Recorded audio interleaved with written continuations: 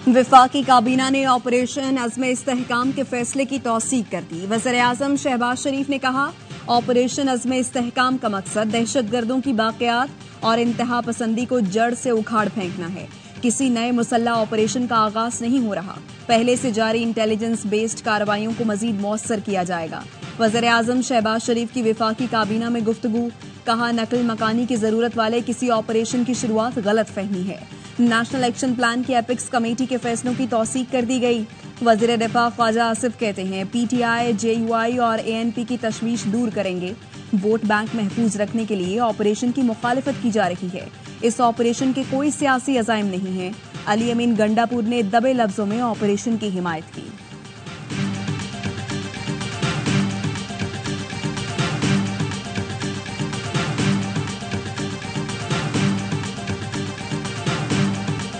चारों chief minister मौजूद थे, किसी ने मुखालफत नहीं की। AP की चीफ मिनिस्टर साहब ने कोई इख्तलाफ नहीं किया, बल्कि उन्होंने दबे लफ्जों में ये कहा है कि हम इसको सपोर्ट करेंगे। वज़ीर आला ने एपेक्स कमेटी में ऑपरेशन की हिमायत नहीं की।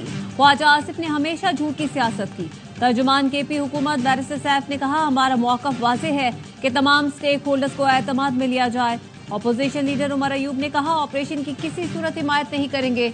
शहबाज शरीफ कहते हैं, हमें सरमायाकारी के लिए ऑपरेशन चाहिए। बताएं KP में कितनी सनत है। जिस मुल्क में कानून की हुक्मरानी नहीं होती वहां सरमायाकारी नहीं आती। अली मोहम्मद खान ने कहा, KP हुकूमत अवाम की मर्जी के खिलाफ कोई ऑपरेशन नहीं होने देगी। ऐवान को एतमाद मिले, बानी PTI से बात करें। पीपल्स पार्टी का ऑपरेशन अज़्म-ए-इस्तेहकाम की हिमायत का फैसला। PP ने हुकूमत को ऑपरेशन की हिमायत और तहफ़्फ़ुज़ात से आगाह कर दिया।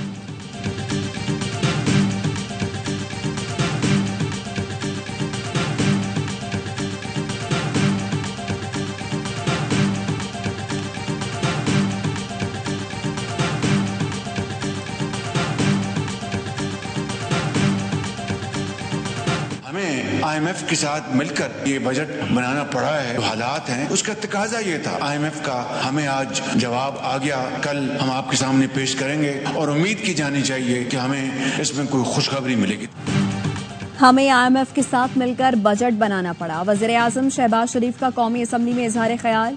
कहा, अगर IMF का जवाब आ गया तो कल आपके सामने पेश करेंगे। उम्मीद है हमें कोई खुशखबरी मिलेगी। बोले, PWD में बंदर बांट होती है, वहां बहुत करप्शन है।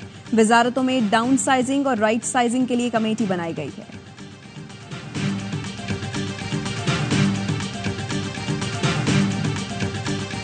पीपल्स पार्टी ने वफाकी बजट की मंजूरी में हुकूमत की हिमायत का फैसला कर लिया। कौमी असम्बली में इजहार ख्याल करते हुए बिलावल भुट्टो जरदारी ने कहा, मीसाक मईशत के बगैर मसाइल हल नहीं हो सकते। ऑपोजिशन से भी तजावीज लें। हिस्ब इख्तलाफ और हमारी राय लेते तो सियासी तौर पर जीत होती, मुआशी हालात बेहतर होते। महंगाई से मुकाबले और मुल्क मुआशी बहरान से निकालने के लिए हुकूमत मुशावरत करेगी तो उसका साथ देंगे। गुज़श्ता हुकूमत नैब, FI और एंटी करप्शन को इस्तेमाल करती थी। ये हुकूमत वही तरीकाकार अपनाएगी तो नाकाम रहेगी। नैब और मईशत साथ नहीं चल सकते, सब जानते हैं। बाजवा डॉक्टराइन में कौन कौन निशाने पर था। सियासत आगे बढ़ाने के लिए एक दूसरे को जेल भेजने की जरूरत नहीं।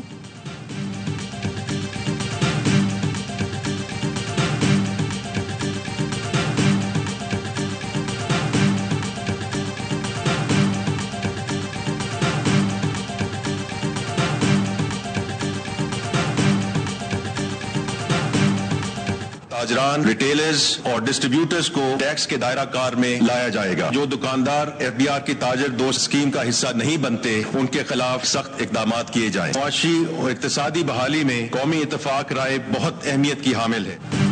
महंगाई में कमी हुकूमत की अव्वलीन तरजीहात में है। मुल्क को मुआशी मसाइल से निकालना चाहते हैं। बजट से मुताल्लिक मुस्बत तजावीज़ का खैर मकदम करते हैं। वफाकी वज़ीर ख़जाना मोहम्मद औरंगज़ेब कहते हैं, जो ताजिर FBR की ताजिर दो स्कीम का हिस्सा नहीं बनते उनके खिलाफ सख्त इकदाम किए जाएं।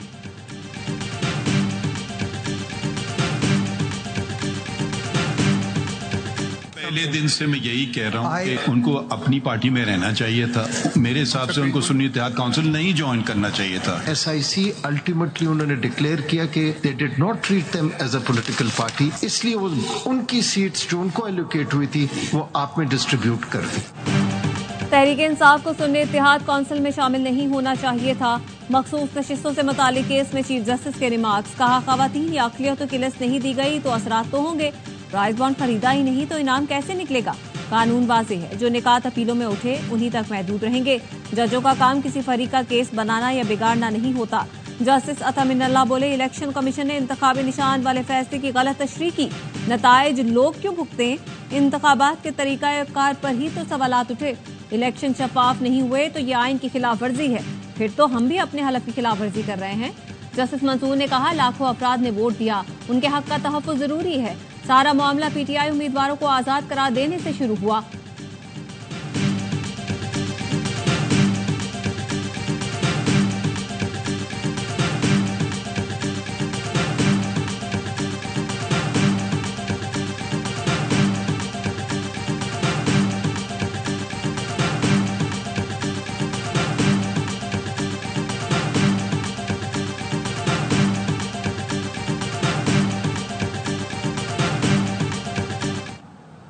We are so indulgent of autocratic rule, और आप भी रह चुके हैं डिक्टेटर के अटॉर्नी जनरल। वो वक्त था जब मैंने वकालत छोड़ दी थी। Today, the Constitution is not being upheld. Ultimately, it will be our responsibility for every human right violation that is happening today, the enforced disappearances. जमहूरियत आती है तो छुरियां लेकर खड़े हो जाते हैं, डिक्टेटरशिप हो तो मिनिस्टर भी बन जाते हैं और फिर उसूल की बात करते हैं।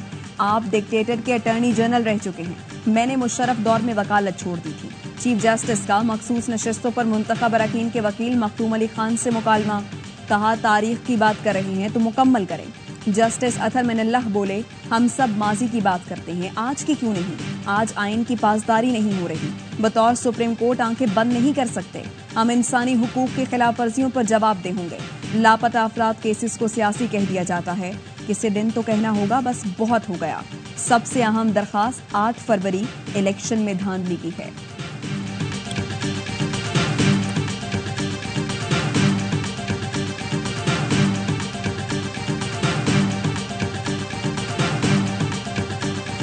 ये केस जो है वो सिर्फ मखसूस नशिस्तों का नहीं रहा। जज साहबान के रिमार्क्स हैं, उनसे तो जाहिर है कि सुप्रीम कोर्ट के जज भी अब 8 फरवरी के जो इंतखाबात हैं उसके हवाले से मुतमईन नहीं।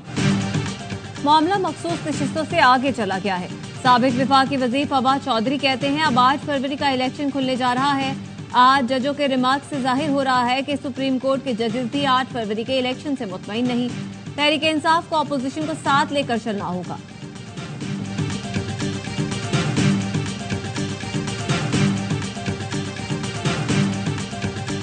निकाह केस में सजा मौतली की दरखास्त पर फैसला महफूज। इस्लामाबाद की सेशन अदालत बानी पीटीआई और बुशरा बीबी की दरखास्त पर महफूज फैसला 27 जून को सुनाएगी। दौरान समाअत वकील सफाई ने ट्रायल कोर्ट के दायरा इख्तियार पर सवाल उठाया।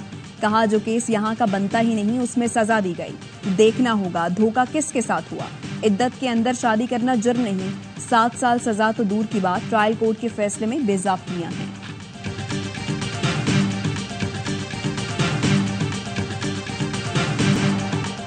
मुल्क के बेशतर शहरों में शदीद गर्मी की लहर। दादू, लाड़काना, जैकबाबाद में पारा 47, रहीम यार खान 46, मुल्तान, बहावलपुर, सरगोधा में 45, गुजरावाला, बहावलपुर और फैसलाबाद में 44, लाहौर में 42, पेशावर 43, इस्लामाबाद में 40 डिग्री सेंटीग्रेड रिकॉर्ड। कराची में तपने लगा।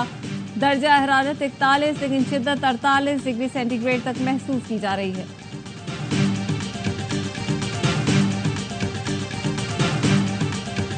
शदीद गर्मी में बिजली की बदतरीन लोड शेडिंग के इलेक्ट्रिक कराची वालों की जान की दुश्मन बन गई। मुल्क के सबसे बड़े शहर का कोई लोड शेडिंग से ना बचा सका। 100% बिलिंग वाले इलाके भी अजाब झेलने लगे। तकनीकी फॉल्ट और मेंटेनेंस के नाम पर कई इलाकों में बिजली की बंदिश का दौरानिया 16 घंटे तक जा पहुंचा। आवाम का कहना है बिजली आती नहीं लेकिन बिल होश उड़ा देते हैं।